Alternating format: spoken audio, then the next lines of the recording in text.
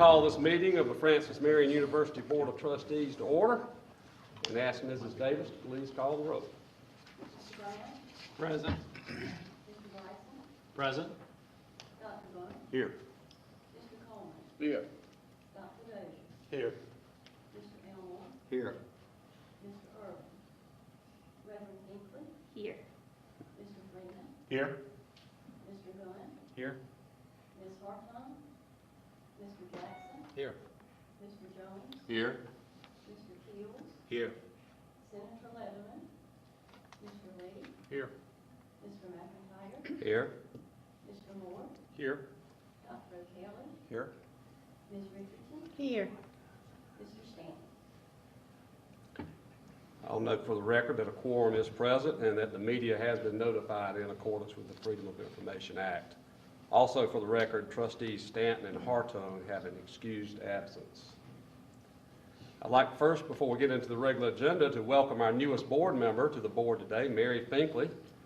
Mary resides here in Florence County. She's a minister of the Cross and Crown Lutheran Church, and we're excited to have her as a member of our board. Welcome. Thank you.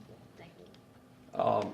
Also, before we move on to our regular agenda, I'd like to ask former chairman Randy Dozier to come forward, please. And I'd like to just say Randy has served as chairman, immediate past chairman, for 2.5 years, serving an additional 6 months as we reorganized our bylaws. And he's gone on beyond the call of duty and done a great job for us, been a great leader. His shoes will be hard to fill, but Randy, we just want to say thank you so much on behalf of the Board of Trustees. And we do have a plaque for you, sir. It says, presented to H. Randall Dozier, Chairman of the Board of Trustees, July 2011 to February 2014, in appreciation of his distinguished service and exemplary leadership on behalf of the board, administration, faculties, and students. Thank you, sir.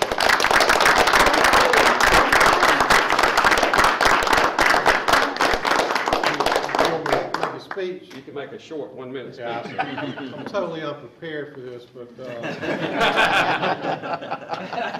I do want to thank you for the plaque, and it's been an honor and privilege to serve as your chairman, especially with such a devoted, caring, hardworking group of Board of Trustees that are really committed to the best interests of Francis Marion. I will tell you, it's been all I expected and then some. So congratulations to you, George. I know you do a great job, and you have my full support. Thank you.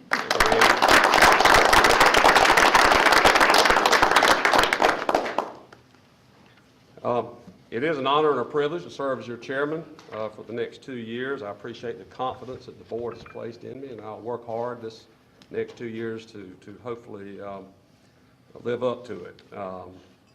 If you have any questions or concerns during this time, please just contact me at any time and we'll talk about it. So I look forward to working with each and every one of you. It's going to be an exciting 2 years, I believe, in the life of the university. We've got a lot of good things going on here. We're going to see a lot of growth. It's going to be a great ride for all of us, and I'm looking forward to it. And this all doesn't just happen. It becomes a reality with the great leadership team that we have here, led by our distinguished president, President Carter, his administration, the fine faculty that challenges the students every day, and the staff that supports everyone. So it's a team effort, and I'm just looking forward to being a part of it, and I'm excited to be your chairperson for the next couple of years. I think you'll all find it to be a very rewarding experience to be a part of this. Now we'll move to the regular agenda, and we need approval of the minutes from the November 8th meeting. I have a motion. So moved. Motion by Ms. Richardson, seconded by Mr. Elmore to approve the minutes of November 8th. Is there any discussion? All in favor, please say aye. Aye. Any opposed? Motion carries. Next on the agenda will be committee reports. First was the Executive Affairs Committee, met this morning. We did have several issues that were discussed, but no action was taken at that committee. And next on the agenda is the Academic Affairs and Accreditation Committee. Ms. Richardson. Academic Affairs and Accreditation Committee met this morning, and we report out to you a resolution 0114 under tab 2. approving the Master of Science in Physician's Assistant Studies program, degree program. I think that you've had an opportunity to read this, so I offer this to you as hopefully approval of the board. Okay, motion by Ms. Richardson to approve the resolution. Is there a second? Second. Second by Mr. Elmore. Is there any discussion? It's Resolution 01-14. Hearing no discussion, all in favor, please say aye. Aye. Any opposed? Motion carried unanimously. A couple of other items, Mr. Chair, if I may.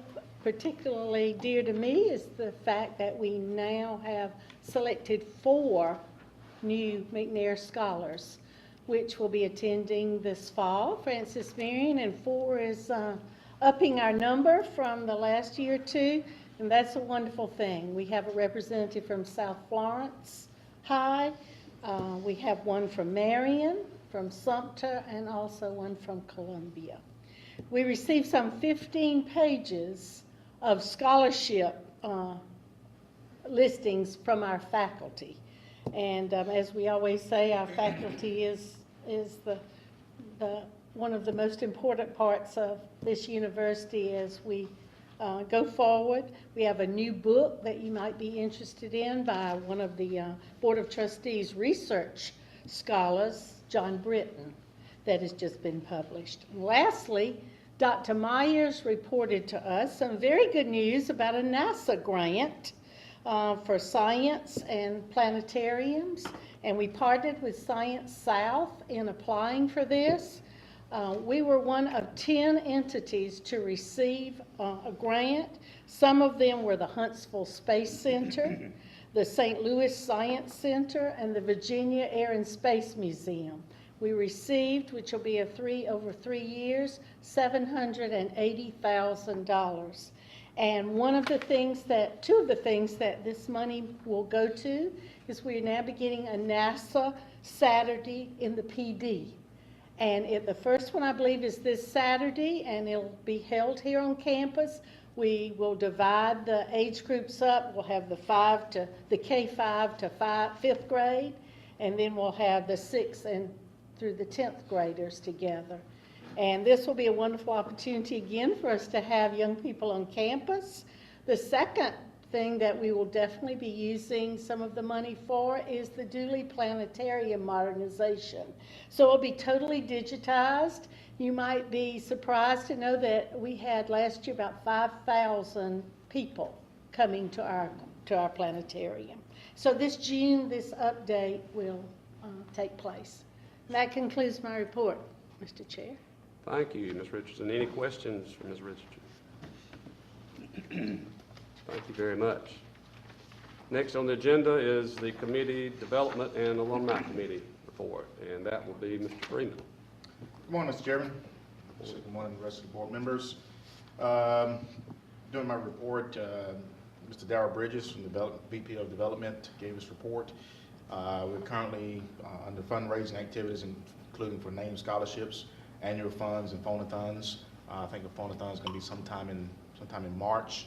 I want to highlight one of our own, Mr. Cody Simpson, which many of you all probably definitely know, student. He is now have joined the FMU Education Foundation staff to assist in the fundraising efforts and activities. If you all will put on your calendars, March 13th will be the Chairman's Classic Golf Tournament, which will be held, March 14th at the Country Club of South Carolina. There are still a few team slots left available. That is usually definitely well attended and raise money for the foundation each year. The night before, March 13th, the auction, Swamp Fox Club auction, will be held, and I think we're being led by one of our own, Mr. Coleman, and so he's doing great things with that at this time. For some of our outreach programs, the Nonprofit Leadership Organization Institute is concluding its 12th year with 29 participants competing the program in April. The Rural Leadership Institute continues to have positive results with New Country projects, including a community garden mentoring program for boys and girls clubs throughout the state. On our alumni side, Mr. Julian Young has been working diligently for the past month and a half. I told him he needs to take a couple of days off now because the month of February really has been really busy for him. Some of those events, including the School of Education Alumni Awards recipients, was held on February 18th with the award recipients including Amber Heckman, Robert Olmstead, Marlene Williams, and Carol Holiday Swetzer. The School of Business held their Alumni Awards breakfast on February 21st in the PAC, and Donald H. Lloyd, class of 2006, was announced the Morgan B. Coker Outstanding Alumnus Award, and he currently resides in St. Charles, Louisiana, and he came all the way up to receive that award. Also, homecoming was just held last Saturday, we had a very well attended. We had alumni booth, Patriots Fest, and hospitality suite, and we definitely won both of the games. We beat Augusta, the new GRU, and my wife, she was very torn because she didn't know who to pull for. I said, well, she wised up and pulled for French Marion. Then also the Alumni Association Award Gala was held last night at the PAC, very well attended, and one of our former own, Mr. Tim Norwood, won the Outstanding Alumnus Award, and also a few new awards was also given out in accordance with various industry pertainings. And Heather Amos Crawford, Renee Woodbury, Anita Brown, Charles Ross Berry, and Jeff Hinton was some of the recipients of those awards. Mr. Chairman, this concludes my report. Thank you, Mr. Freeman. Any questions for Mr. Freeman? Thank you, sir. Next, we'll have a report from the Financial Affairs and Facilities Committee from Ken Jackson. Mr. Chairman, we met this morning, and you have a copy of the budget in your notebooks and your packages. We reviewed that. Everything for the 13-14 budget is on track and schedule as it should be for this point in the year. The employee headcount and FTE is also about where it has been, with very little movement, and shows our stable and level workforce, which shows that over the past 4 years it's been a pretty level number across the board.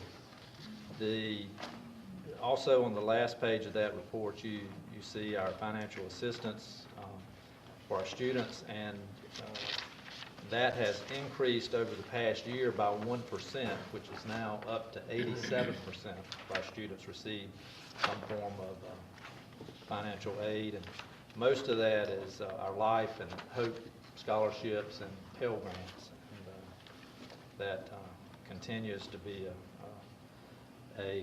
something that we hope that we can take advantage of as much as possible to make it easier for our students. We also received a facilities update. We heard that the Joint Bond Review Committee and the Budget Control Board met last week and approved our Phase 1 for the Health Sciences building. So that we'll get that moving along, and we're going to try to keep that on pace to begin as soon as that site is available, which the Judge Allison Lee, who is in Columbia, will be hearing that appeal on the demolition of that building later this month. So we hope that after that we'll be able to take a step towards getting the construction going on that site. Then we also heard that DOT is working on the design of the University Boulevard, and that has been approved and funded, and we hope to see that move along and see some improvements over there that will improve the aesthetics and the safety of that area between the athletic complex and the campus, main campus. Let's see, I think a couple other things on some of the construction projects at the Performing Arts Center. The amphitheater stage cover is under construction, and if you ride by there, you'll see that the steel frame is up, and that's going to be a pre-engineered steel frame with a standing seam metal roof cover, and it'll be like a 56 across by 25 deep, and it'll protect the performers from the elements and help with the acoustics as well. So we hope that'll be a nice addition to Performing Arts Center. There are some renovations going on at the City Center, which is the building on Evans Street that the city offices are located. The fourth floor of that building was not being used, and the city has graciously agreed to donate that space for the third and fourth year medical students to temporarily be housed there until the health sciences building is constructed. Dr. Bill Hester, who is the branch dean, will be moving in there with his assistant sometime hopefully later this month, and then beginning in the fall, the students, 180 of the third and fourth year medical students, will begin their 3-week rotations coming through, and then beginning in the fall of 14 or 15, they'll be here permanently, the third and fourth year students. Also, across the street at the athletic complex, there's a picnic shelter going up along the first baseline. That'll be a nice structure to host cookouts and also to have events to feed the athletes after events and different things. And that's been something that'll be a nice addition to the facility over there. Mr. Chairman, that's all I have. I'll be glad to answer any questions anybody has. Any questions for Mr. Jackson? Thank you, sir. Next on the agenda, Student Affairs and Athletics, Mr. Gunn. Thank you, Mr. Chairman, members of the board. We have our 2 reports here today from Student Affairs. Back in January, the MLK Junior celebration was held with the guest speaker being Representative Gilda Cobb-Hunter of Orangeburg. I understand she did a great job, and I'm certainly pleased to have her here on campus. This is a project that's done in conjunction with the Florence Chamber of Commerce.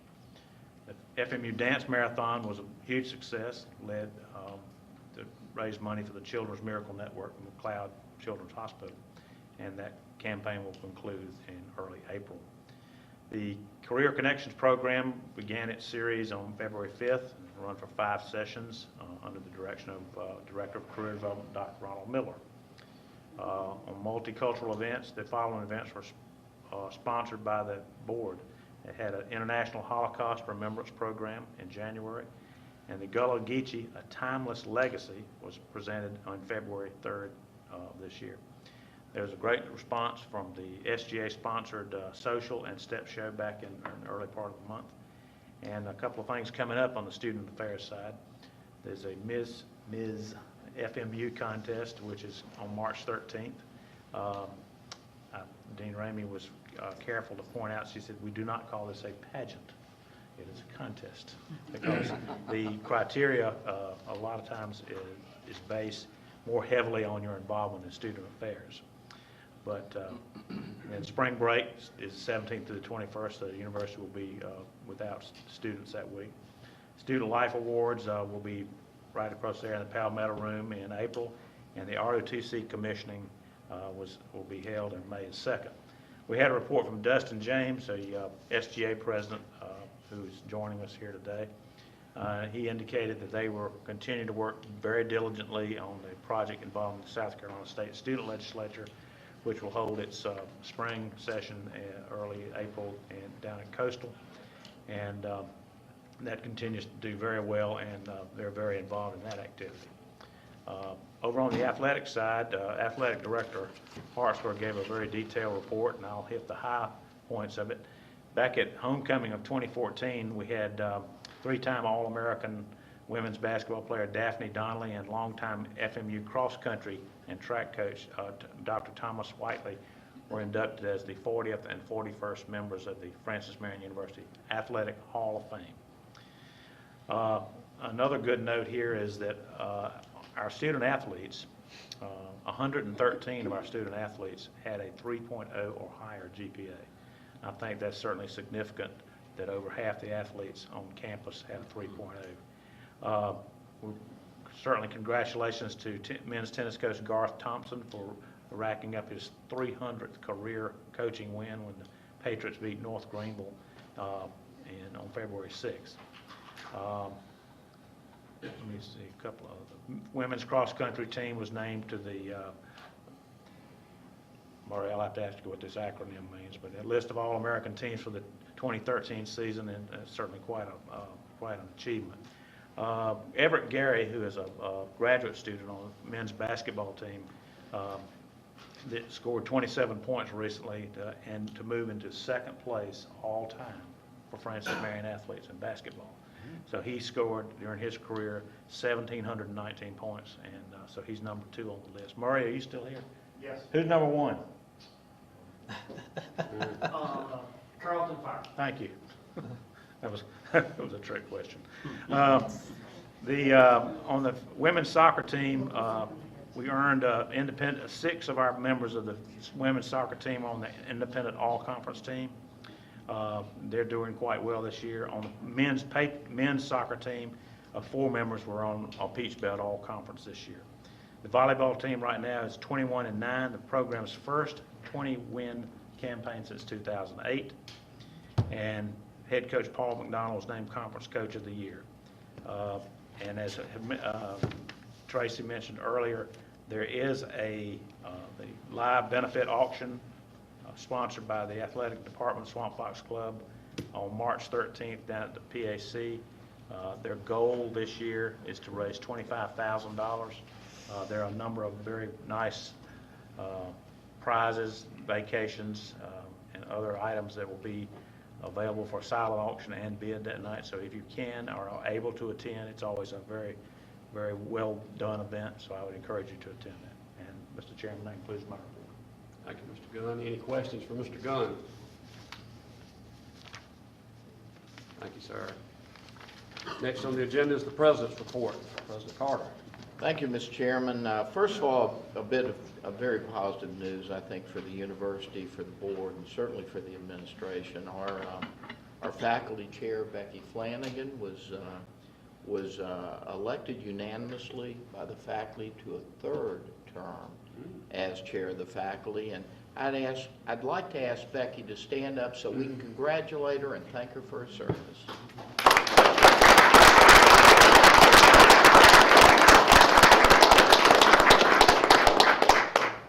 I'd also like to take a second to introduce our new general counsel, Jonathan Edwards, who's with us today. Jonathan, would you stand up? I'm especially proud that Jonathan is one of our alums, and that's a nice achievement to get to the point in the growth and the aging of the university that we begin now hire our own graduates in many of our own professional positions. I'm pleased that's occurring. Mr. Chairman, the honorary degree commencement committee met and reached decisions on the honorary degrees this year. The 1 degree and the commencement speaker will be Mayor Stephen Wakila, who's done a great deal for this university in helping us develop more of a footprint in downtown Florence. Ellen Hamilton, the long-term director of the PD Coalition, who has worked so diligently on behalf of services to spouses and children who are abused. We're delighted to recognize Ellen.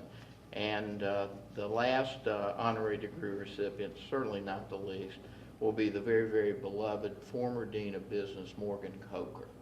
So Mayor Wakila, Ellen Hamilton, and Morgan Coker will be our 3 honorary degree recipients, with the mayor being asked to speak. A word or two following on Trustee Jackson's brief on the health sciences facility downtown. That process is moving along at a good rate. The city is in the process now of taking bids for the demolition of the trust building, depending upon the hearing later this month. Mr. Chairman, we are still very much on track to begin the construction process down there this summer. And as I think many of the board members know, We built about an extra 6 to 8 months in that process, anticipating that there might be delays given the property that we had selected. And there are a lot of board members that have been very supportive of that effort in downtown. Trustee Brown has been. He's been very, very vocally supportive with the community. So is Dr. O'Kelly, and I'm deeply appreciative of both of them for the support they've provided in that effort. The PA program, the Physician Assistance Program, let me thank the board for passing that resolution today. That, of course, coupled with the support of the faculty that occurred 2 weeks ago, means that we'll take that on to the Commission on Higher Education, where we anticipate no difficulty. So we're still on track to move ahead with that program and begin it in the fall of 2016. Mr. Chairman, I'm delighted to tell you that the House Ways and Means version of the budget does now contain a $500,000 appropriation for that program. It is non-recurring on the House side. We're optimistic that by the time it gets over to the Senate side, we'll be able to make that into a recurring appropriation. Yesterday was Francis Marion Day. What a day it was here for awards, and I just, I want to follow up on some of the comments that were made earlier. The Alumni Awards last night were special and very, very enjoyable. And Julian, what a great job you do with that, and I want you to know how deeply appreciative we are. I know you work hard on that, and you should take a great deal of satisfaction from the way that we recognize our alums. And by the way, former board member Tim Norwood, as Alumni of the Year, it's hard to imagine anybody that deserves that more than Tim. So the choices were great there. Yesterday afternoon, the Morning News joined with Francis Marion in recognizing our 3 medallion medal recipients, Marion Medallion recipients. And I might remind members of this board, that's not an award for which people are nominated or for which people can apply. It's the executive leadership of the Morning News and the executive leadership of the university that get together, look across the entire PD region, and identify those men and women that are distinctive because of their service to others. And those 3 recipients yesterday, Henry Brunson, Clyde Odom, and Henry Batty, are just perfect examples of the type of individuals who devote their entire life to taking care of those who have need and need support. So again, I'm very, very proud that this university is a part of that. Mr. Chairman, let me conclude my report with 1 or 2 issues related to future programs. As you may have noted, the past few years, we began moving more and more towards offering degrees in health sciences. It's a good direction for us. Clearly supportive of the 2 major medical centers in the area, but it's also heavily supportive of the health need that exists in the areas across the PD region of South Carolina, and by the way, across the state as a whole. We will likely bring to the faculty and to the board in the coming months 2 programs. One of those programs we've discussed before. It'll be a master's in speech therapy. The other will likely be a baccalaureate degree in respiratory therapy that'll essentially be partnered with Florence Darlington Tech's associate degree in respiratory therapy. Again, we'll work with Chairman Flanagan and the faculty on both of those degrees before they come to the board. But we're very, very optimistic about the need for those degree programs in the PD and the fact that there's no better institution in the state to deliver those programs than Francis Marion. Finally, particularly in light of all this, we will likely bring to the faculty and the board in the fall a reorganization request that the faculty and the board create a school of health sciences, that we essentially take our nursing programs and our new allied health programs and break those out into a separate school and give school status to the health sciences in the same way we have given school status to the School of Education and the School of Business. So there are 3 professional concentrations will be out there as standalone entities within the broader rubric of the university. And Mr. Chairman, that concludes my report. Very good report. Very exciting. Any questions of Dr. Carter? Hearing none, we do have an item of unfinished business. As the board knows, today the slate of officers assumes their duties with the board, and we do have a vacancy in the office of vice chairman. And depending on the outcome of that, we could have a vacancy in the office of secretary. So at this time, I'll entertain a motion from the board, and what is the will of the board at this time? Mr. Chairman, I have a motion at this time. I would move the board elect Frank Elmore as vice chairman and Ken Jackson as secretary of the board of trustees. Second. Motion by Mr. Lee to elect Frank Elmore as vice chair, and Ken Jackson as secretary, and seconded by Mr. Jones. Is there any discussion? All in favor, please say aye. Aye. Any opposed? They will assume their new duties. Congratulations, gentlemen. Look forward to working with you. I do not have any new business that I'm aware of, Mr. President, and does anyone else have any new business they would like to bring up at this time? And I do not see a need for an executive session at this point in time, so we do not have a need for that. We will not have one. In just a second, we're going to adjourn, but just reminding the board that we have a very special ceremony just after the adjournment, and to recognize our longtime faculty member, Lucy Crosland Thrower, with the awarding of an honorary doctorate degree. So everyone please sit tight, and we'll do that just after adjournment. Is there anything else that needs to come before the board today? If not, I'll entertain a motion to adjourn. Motion by Mr. Coleman, seconded by Mr. Lee to adjourn. All in favor, please say aye. Aye. Opposed? We are adjourned.